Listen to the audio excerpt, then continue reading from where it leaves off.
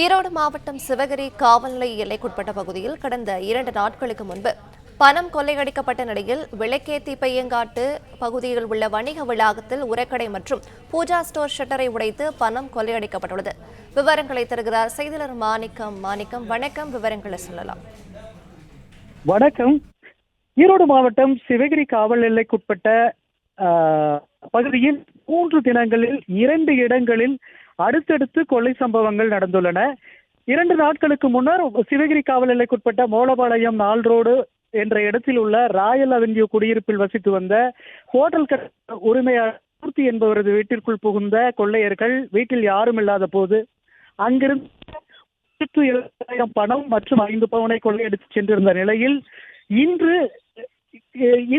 நேற்று இரவு இதே காவல் எல்லைக்குட்பட்ட விளக்கேத்தி பேயங்காட்டு வலசு என்ற இடத்தில் அமைந்துள்ள முனுசாமி என்பவரது வணிக வளாகத்தில் கடை நடத்தி வரும் கோகுல், ஜெகதீஷ், கிருத்திகா என்பவர்களது கடைக்குள் புகுந்து பூஜா ஸ்டோரிலும் உரக்கடையிலும் இருந்த ரொக்க தொகைகளை சுமார் 18,000 ரூபாய் மதிப்புள்ள